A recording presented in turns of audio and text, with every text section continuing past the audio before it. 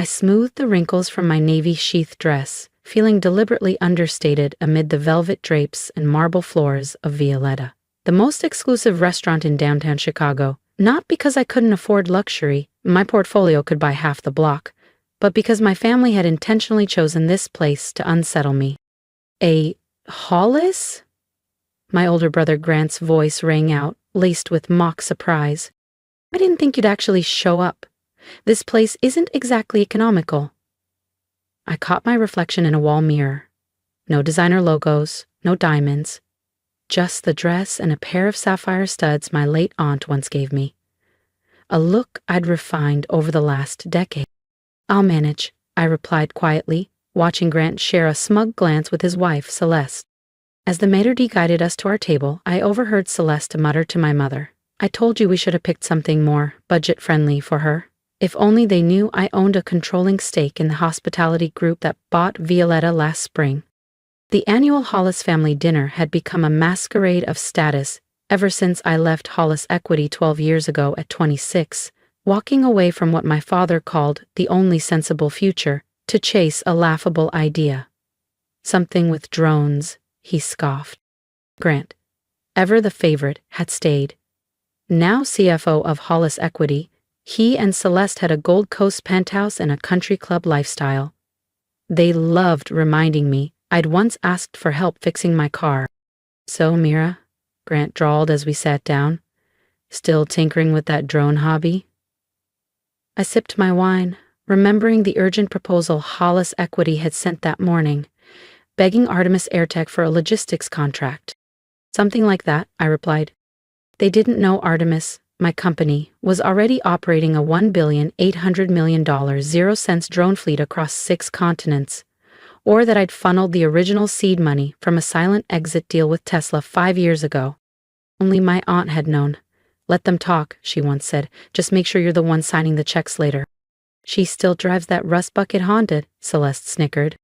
If only she knew I'd landed my Gulfstream 2 hours ago. Speaking of cars, Grant chimed in, adjusting his Cartier cufflinks. "Celeste and I just ordered the new Bentley Flying Spur, fully custom, hand-stitched leather, imported trim." He turned to me with a smug tilt of his head. "What's it like, Mira, taking the train to work?" "Great way to cut emissions," I replied smoothly, thinking of the LEED-certified private jet terminal Artemis had just finished building near O'Hare. My father cleared his throat. "Now, Grant, let's not tease. Not everyone is made for the pressures of real finance. At least she's independent." He said the word like it was a diagnosis. "Oh," Celeste chimed in brightly. "Grant has some exciting news. Tell them, babe." Grant's chest puffed. "We're in talks with Argonne Freight. Once the deal closes, Hollis Equity will manage their entire Midwest logistics portfolio. $1 billion territory." I smiled faintly. Argonne Freight was one of the logistics companies Artemis quietly acquired 6 months ago. They had no idea their supposed deal would place them neatly under my corporate umbrella. "That's huge," I said, reaching for the breadbasket. "When's the pitch?" "Tomorrow morning," Grant said proudly. "Their CEO's flying in by private jet. You know you're dealing with serious people when they don't do commercial." If he only knew, it was my jet, and I'd be watching their entire meeting live from Artemis HQ. "I've heard the CEO's a mystery," my father added. "Nobody knows their name." "That's what high-level business looks like," Grant said with a smug smile. "It's about power, influence, serious capital." Celeste waved down the waiter. "Speaking of capital, Mira, they've got a nice salad that's reasonable." "I'll take the chef's tasting menu," I said, scanning the wine pairings. A pause. The tasting menu was $560, 0 cents per guest. "Mira," my mother whispered, eyes darting. "That's steep. You sure?" "Don't worry," I said, folding my napkin. "I've been saving." Celeste bristled. "This isn't the time to perform, Mira. It's a little sad." "I'm not performing," I said, locking eyes with her. Grant scoffed. "What next? You're secretly a jet owner too?" Right then, his phone buzzed. Grant glanced at his phone, the color draining from his face. "Excuse me," he muttered, rising stiffly and walking toward the lobby. I could still hear him from my seat. What do you mean the Argon Freight CEO canceled the meetings in 12 hours? This is $1 billion deal. You can't just... His voice dropped as he disappeared from view. When he returned, the cocky grin was gone. Celeste leaned in. Is everything all right? Fine, he snapped. Just business. Nothing you'd understand, Mira.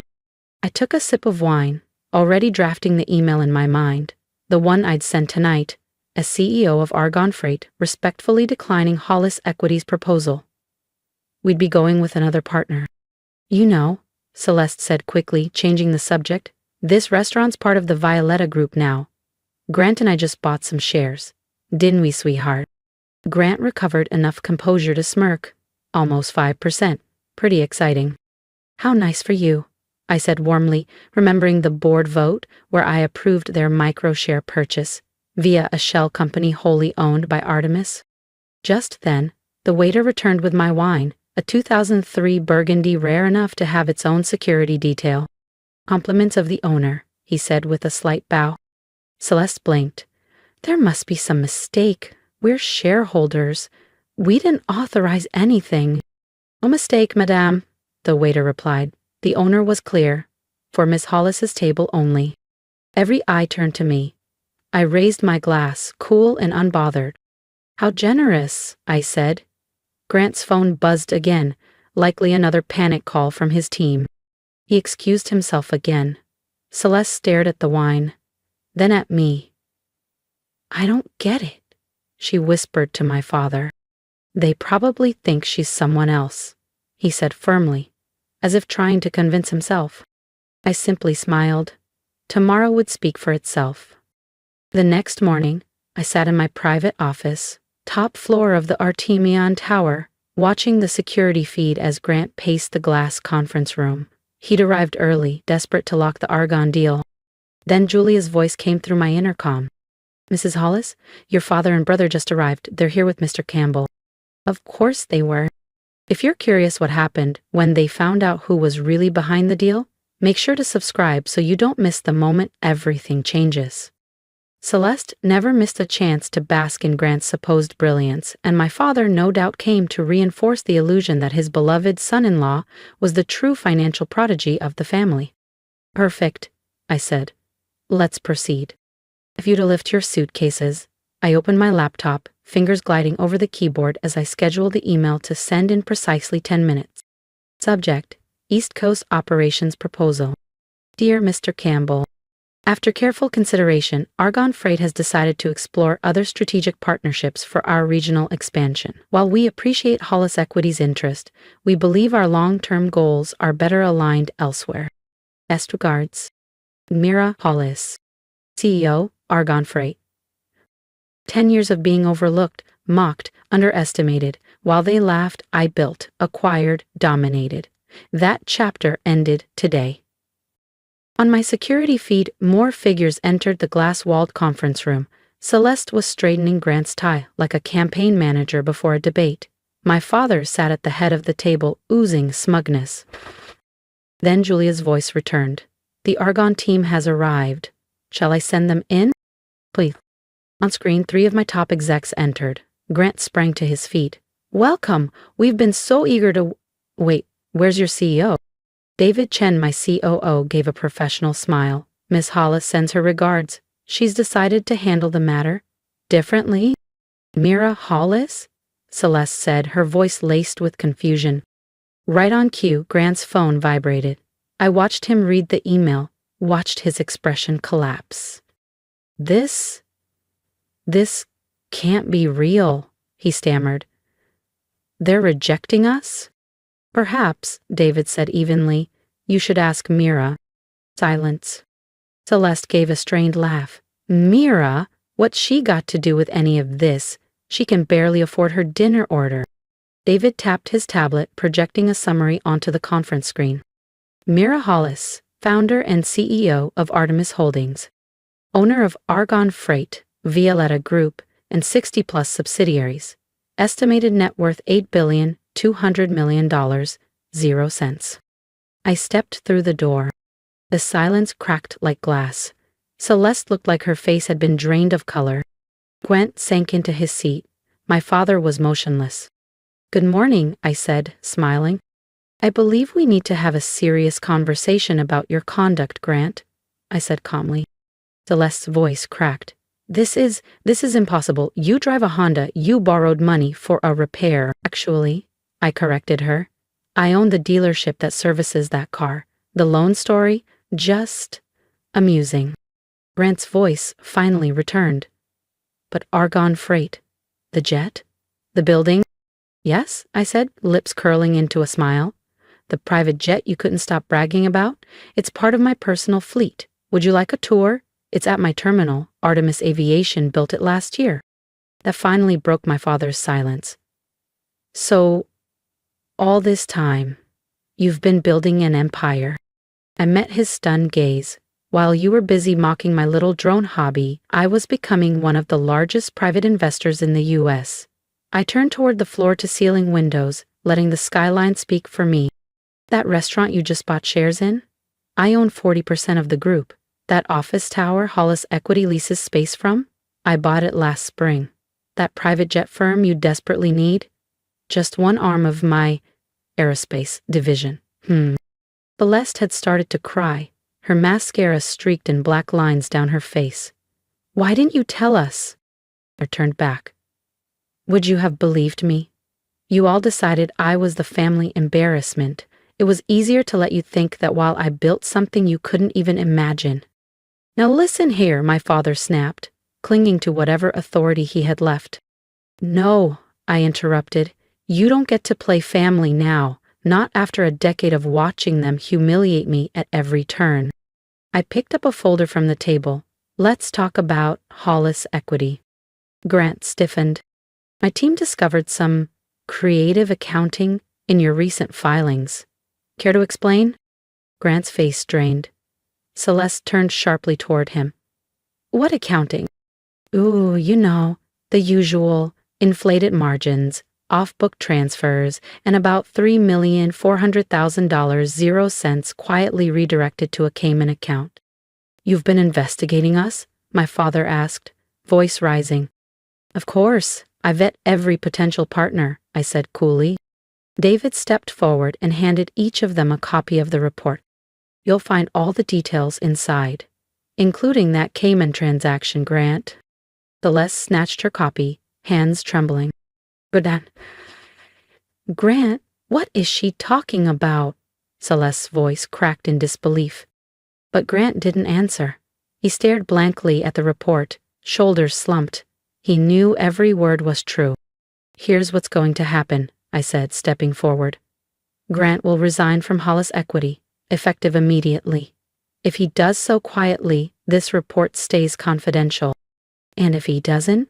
Celeste asked, her voice shaking. I gave a small shrug. "Well, the SEC tends to find this sort of documentation fascinating." "You can't do this," my father said weakly. "Actually, I can." I pressed a button on the conference phone. "Julia, please initiate Operation Clean Sweep." "Away, Miss Hollis." "Operation what?" Celeste whispered. "Effective this moment," I said, turning to face the room. "Artemis Holdings is announcing its acquisition of a majority stake in Hollis Equity. A full audit and executive restructuring will begin immediately, starting with leadership." My father fell back into his chair. "You're taking over Hollis Equity?" "But that's our family firm, our legacy." "No," I replied evenly. "It was your opportunity to create a legacy. But you were too busy playing favorites and protecting corruption to notice what was crumbling beneath your feet." I paused at the door. "Oh, and Celeste, about last night's wine? That vintage came from my private cellar. It cost more than your new Bentley." The weeks that followed were a whirlwind. Grant resigned just as expected. Celeste filed for divorce the moment she saw the full extent of his misconduct. My father announced early retirement, too ashamed to report to his familiar daughter. I brought in elite forensic accountants, restructured Hollis Equity under the Artemis umbrella, and implemented airtight compliance protocols. When the market realized I was behind the takeover, the stock soared. 3 months later, my mother asked to meet. She picked a small corner cafe, No five-star facades this time. After an awkward pause, she finally spoke. I don't understand. Why live like you were struggling when, in reality, a billionaire? I finished, stirring my espresso, because I needed to know who you all really were when you thought I was nothing. She lowered her eyes. We were awful to you. Yes, I said calmly, you were. Can you ever forgive us? I looked at her, unflinching. Forgiveness isn't the issue, Mom, I said quietly. It's trust. You all showed me exactly who you were when you thought I had nothing. I met her eyes. So why should I trust you now that you know I have everything? She didn't have an answer. 1 year later, I sat aboard my private jet, yes, the same one Grant had admired without knowing who owned it, returning from a summit in London. The Artemis portfolio had just expanded into Europe. Another milestone. Celeste had remarried, now living in a modest apartment in Lincoln Park with a CPA who worked long hours. Grant was selling luxury SUVs in New Jersey. My father had quietly purchased a small condo in Sarasota. The empire he hoped to pass down had dissolved. My phone buzzed. A message from Celeste. Happy birthday, Mira. I know I don't deserve it, but I miss you. I looked out the window, watching clouds drift past. I thought about family, about power, about what success really costs and what it's worth. Maybe one day, we'd rebuild something real, something earned. But not today. Today, I was at peace knowing I'd created something extraordinary while they were busy laughing behind my back. My grandmother would have smiled. Mrs. Hollis? The flight attendant said, approaching with a gentle smile. We're preparing to land at your private terminal. I nodded. Thank you. Oh, and can you make sure my Honda's pulled up front? I think I'll drive myself today. Because sometimes the greatest revenge isn't wealth. It's the quiet clarity of knowing you never had to prove anything. Sometimes the one they mocked for taking the train ends up owning the rails, the station, and the trains themselves. That evening, I unlocked the safe in my office. I slipped in a new item, Grant's resignation letter. I joined a few keepsakes, the receipt from Violetta, and a worn envelope containing my grandmother's handwritten note. Let them underestimate you, my dear. Success is sweetest when it blindsides them. And oh, how right she was. I spent 10 years being dismissed, overlooked, and underestimated, even by the people who were supposed to believe in me most. And yet, I didn't let that define me. I used every doubt, every insult as fuel. If you felt even a flicker of connection with my story, if you've ever been the quiet one in the room, the failure at the family table, the one no one saw coming, then I want to hear from you. Drop a comment below, tell me your story, tell me where you're headed. Let's lift each other up, because we're not alone. We're building something bigger than revenge. We're building power, dignity, and purpose. And if you believe in rising quietly, working relentlessly, and showing up when it matters most, hit that subscribe button. Your support helps bring these stories to light. Let's create a community where no one has to apologize for their ambition and where quiet strength is finally recognized for what it is, unstoppable. Remember this, the world may not clap for you when you start, but they'll watch in stunned silence when you succeed. And sometimes, that's the sweetest sound of all.